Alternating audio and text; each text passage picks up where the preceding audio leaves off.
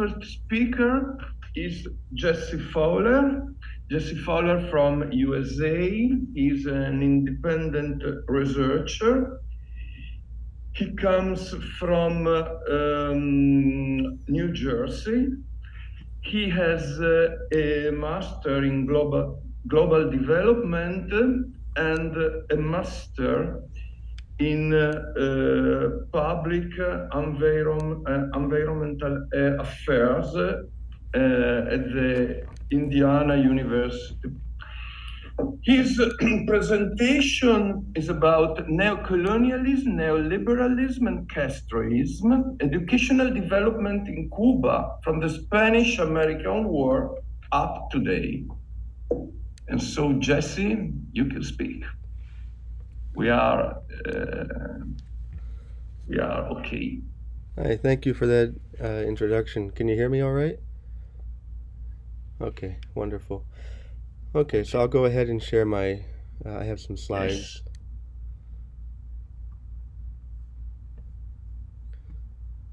Yes. Okay. Can you all see that okay? Yes. Okay. I think we are all okay. Okay, No problem. wonderful. Okay. So, hello, welcome to my presentation. Thank you all for being here and for inviting me to speak. My name is Jesse, and this presentation is based on my master's thesis for Cornell University in Ithaca, New York, USA. For this presentation, there are three key words we should go over before exploring more. Neocolonialism has to do with political and economic control to influence other people's society and culture, including their values, norms, and mores. One way in which one country may neocolonize another country is through education policy, as the US did in Cuba. Neoliberalism has to do with economic growth afforded by opportunities from free market capitalism, deregulation, and reduction in government spending. Free market capitalism involves the public sectors letting the private sector, 1, own and control production factors, and 2, price out goods and services as set by supply and demand. The private sector is able to do so with minimal government interference, which is deregulation, because the government does not regulate production and price. As such, the private sector takes on the burden of production cost, which reduces government spending. Regardless, the most common way that neoliberalism is encouraged abroad is through economic policy. Castroism has to do with Fidel Castro's political, economic, and social values and policies. Anyone who carries out Castro's values and policies is considered a Castroist. Now let's turn to the Spanish-American War of 1898. The U.S. went to war with Spain after the USS Maine exploded in the Havana harbor off Cuba, a Spanish colony at the time.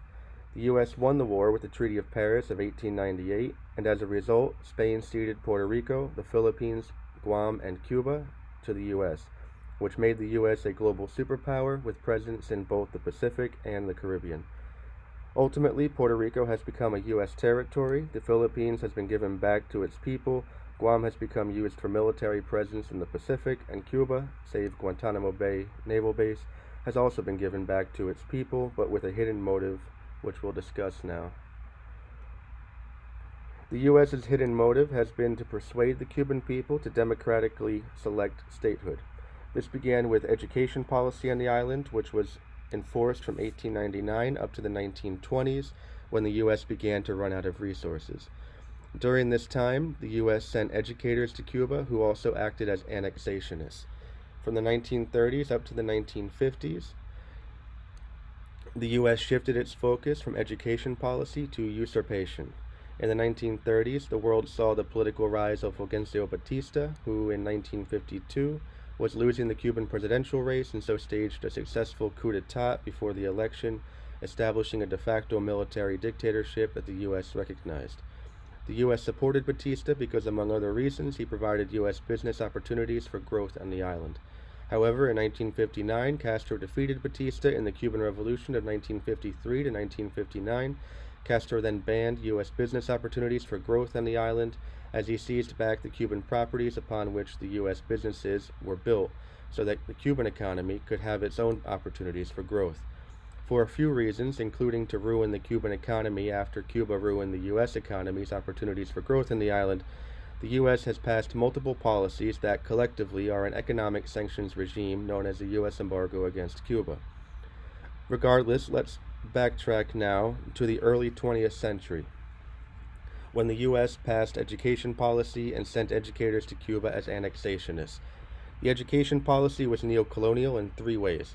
1, with tangible resources, 2, with tangible resources, and 3, with human resources. For example, the U.S. educators instilled U.S. administrative practices for a more American school environment filled with U.S. textbooks and classroom supplies.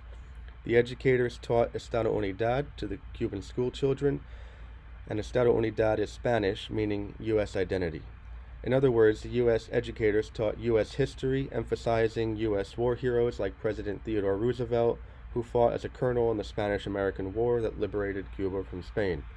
The intent was that by educating the Cuban youth to learn U.S. history and not Cuban history, except to praise Americans like Roosevelt as white saviors in Cuban history, and to become used to U.S. administrative practices designed to ready students for the U.S. capitalistic workforce, the Cuban people would feel socially pressured to lose their own sense of self and adopt the U.S. identity as their own.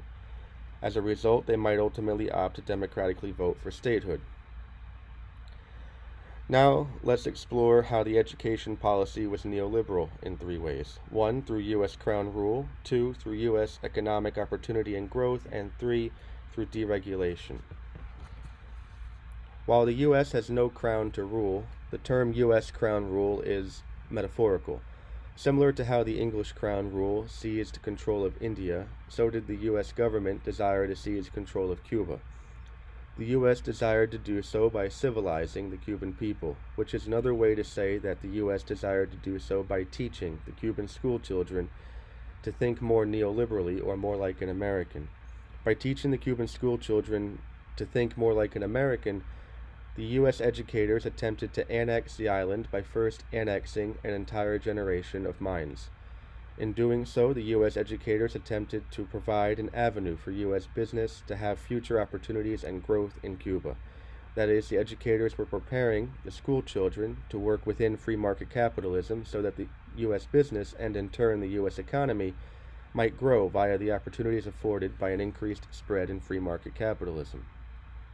However, without control of their own land, Cubans struggled inequitably. For example, bank loans may have been given to increase competition on the island, but primarily for the benefit of the private businesses owned by Americans. The presence of deregulated U.S. business is one example of how the U.S. desired to seize Cuba via U.S. Crown rule, because U.S. Crown rule encourages a reduction in government spending. This is in stark contrast to Castroism, which values an increase in government spending so as to financially support Cuba's state-owned enterprises. Now let's explore how the education policy was anti-Castro or anti-Castroist in three ways. 1, for U.S. strategic positioning, 2, for the U.S.'s lily pad strategy, and 3, for world peace. U.S. strategic positioning is how the U.S. positions itself in the global economy relative to the other sovereign nations within the global society. For example, what can the U.S. offer, and how can the U.S. offer it in a way that is different or more desirable than how other countries might also offer it and or similar deliverables?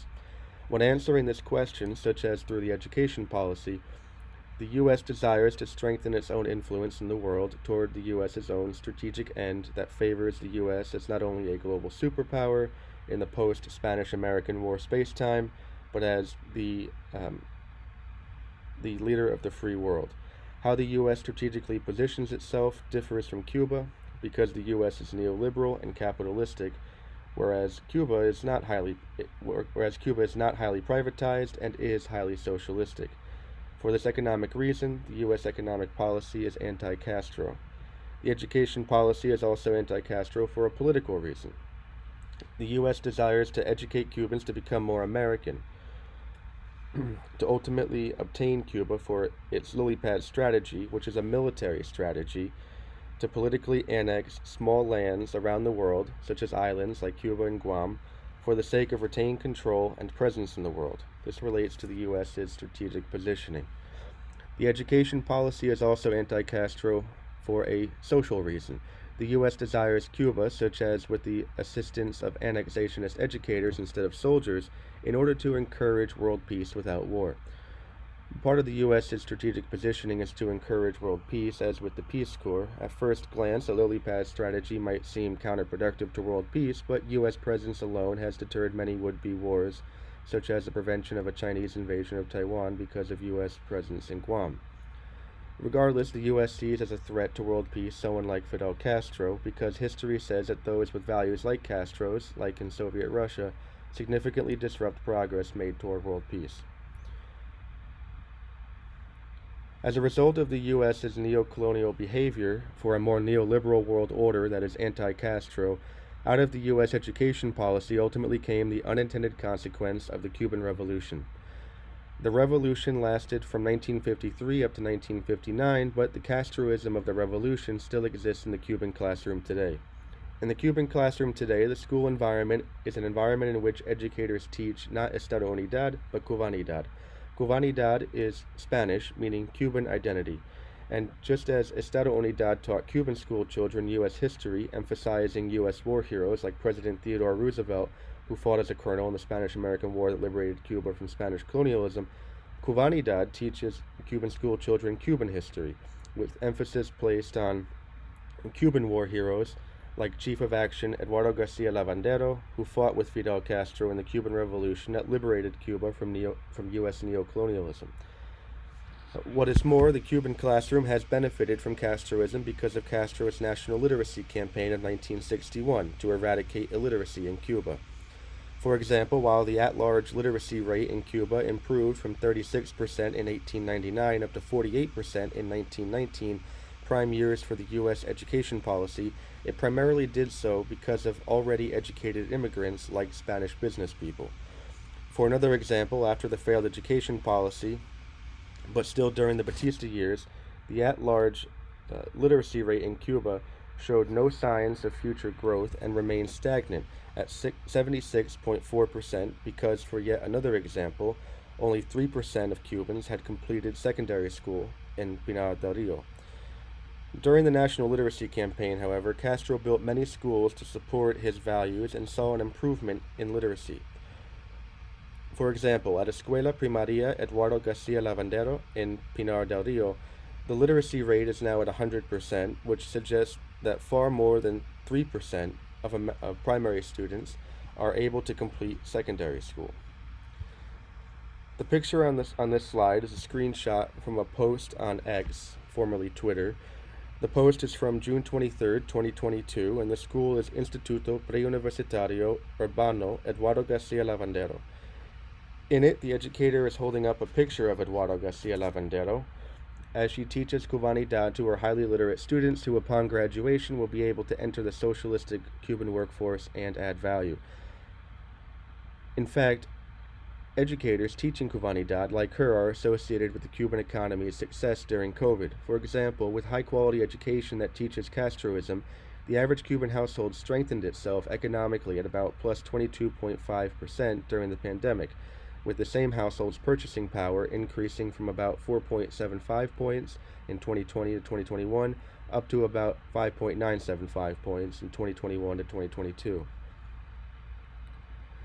As we start to consider the educational development in Castro's Cuba, let's now consider two questions. One, how does Cuban education after the revolution subjectively compare to Cuban education before the revolution?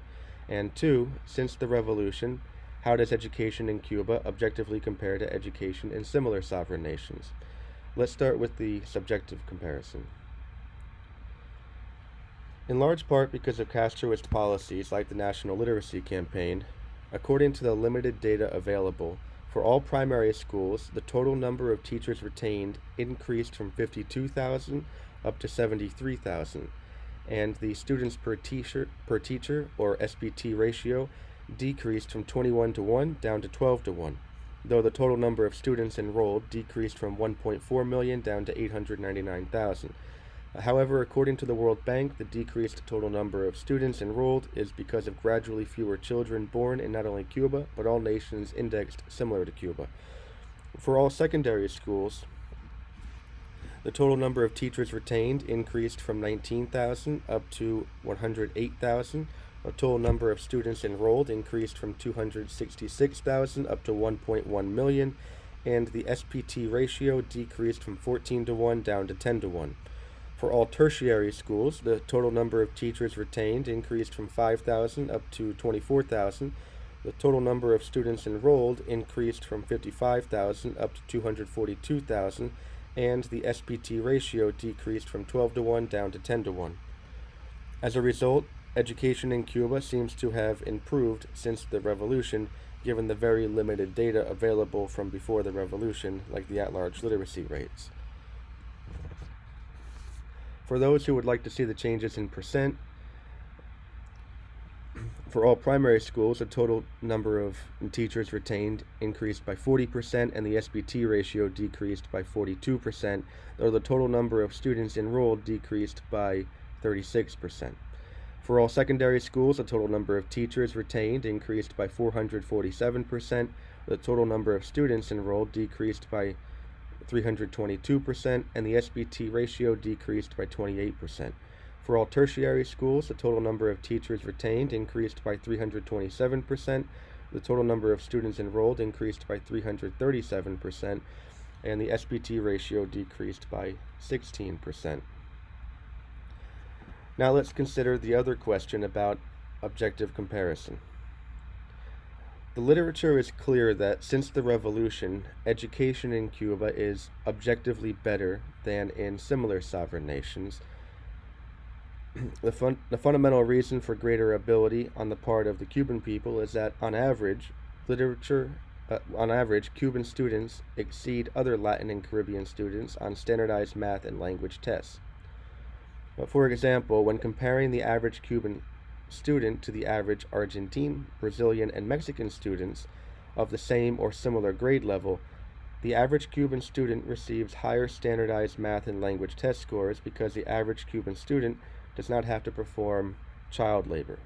Child labor, according to the International Labor Organization, has to do with the participation of children or adolescents not yet above the minimum age for admission to employment and work that does interfere with their schooling. Contrarily, the average Argentine, Brazilian, and Mexican students do have to perform child labor and as a result lose time for their studies. For another example, when comparing the average Cuban student to the average Argentine, Brazilian, and Colombian students of the same or similar grade level, the average Cuban student receives higher standardized math and language test scores because the average Cuban student experiences less violence both inside the classroom, like bullying, and outside the classroom, like street crime. Contrarily, the average Argentine, Bolivian, and Colombian students experience more violence both inside and outside the classroom, which suggests that the students struggle to focus on their studies because of problems with psychosocial stressors within the school and community environments. These psychosocial stressors do not appear to be present or as significant in the Cuban school and community environments because of differences in Cuban culture, which we'll look at now. Cultural reasons for the average Cuban student's success are three. The first reason is that each sociocentric generation, since the Cuban Revolution, invests in the younger generations across time, such that the younger generation at any given time experiences a compounded investment from all older generations across time. The second reason is that those who invest sustainably in Cuban students also pressure the Castroist schools to maintain high-quality education. For example, the improved total numbers of teachers retained across primary, secondary, and tertiary schools mathematically determines high quantity. However, competitive pay improves not only teacher quantity with higher teacher retention rates, it also improves teacher quality because with competitive pay, more talented and higher quality teachers do not need to make the financial decision to go into different industries with better pay, which is the third reason. Teachers can afford to be teachers in the Cuban space-time. Thank you for attending my presentation. Feel free to email me with any thoughts, questions, or epiphanies you may have. And feel free to scan the QR code to connect with me on LinkedIn. Thank you very much. And if you would like to see my research for the presentation that this presentation is based on, you can scan this QR code as well. Thank you. Thank you very much. It's a very interesting presentation for his historical aspects, for his cultural aspects. Are there some questions? Some questions, please. Well, I observe from a historical perspective the importance of the Spanish War, Spanish-American War, for the Spanish too. For Spanish, the Spanish War meant the end of the Spanish Empire. It was a trauma. It was a trauma reflected along all Spanish history of the 20th century. If you study Spanish history, you can see that the wave of this trauma was very long, and you can see it even in the Spanish Civil War. It was a trauma because Spanish along the centuries thinks herself like an empire, an American empire, not simple European Spanish. Spanish was the American empire, and so it was a terrible trauma. Another thing, the U.S. crown role, the U.S. crown role, neocolonial, the American empire, the USA empire. Well, I think that many analysts now are talking about the crisis of the American empire. Well, and I think that recent facts in foreign policy indicate that crisis, the crisis of the American empire, it's a reality, not a theory, I suppose. Those are two questions. I think we can see that every day in the foreign policy, in European and American policy. What do you think about, please? Well, thank you for your comments. I agree that the Spanish Empire definitely did come to an end after that, and it has been a pretty a shocking event for Spain throughout the last century. I can definitely agree with you on that, and I would have liked to actually have delved deeper into that, but for time's sake I couldn't. But yeah, that's a very important aspect of not just American, meaning the Americas, history or European history, but world history, just as the ends of the other empires is also important to recognize. As far as your comment on the crisis of the U.S. of the American empire, I think that that's a very important note, and we can see similarities too with relating to the end of the Spanish Empire with the end of the American empire, if some people are afraid that it might end. I personally don't think the American empire will end anytime soon, but for example, you can see the coup d'etat attempted by Fulgencio Batista, and we had what many people consider a coup d'etat here in the U.S. By Trump in 2021. You can see that as being very similar. Although Batista won his coup d'etat, and if you consider Trump's coup d'etat, he did not win his. And so for me, that's one reason why we might be in a state of crisis. I don't see it as necessarily an end to the U.S. empire. That's one example. But I certainly do see your concern, and there are certainly political concerns here in the U.S., such as with the stepping down of President Biden. What will that mean for the presence in the U.S., since he has, 50 years of experience working with other world leaders? Yeah, that's a very interesting comment, and I would like to think more about it. But I do see the value in your comment as the perspective adding value to whether or not the U.S. is in crisis. Thank you very much. There are other questions, please. It's our conversation is very important. I remember only one thing. Mm-hmm. When dictator Francisco Franco arose, his message was, make Spain great again. After the war, the Cuba-American War, and after the defeat represented by the Republic. Franco was a terrible nationalist, and he wanted to make great Spain another imperial Spain, and the empire of Franco was against socialist, communist, and republic. Empire meant in these days destroy the enemy.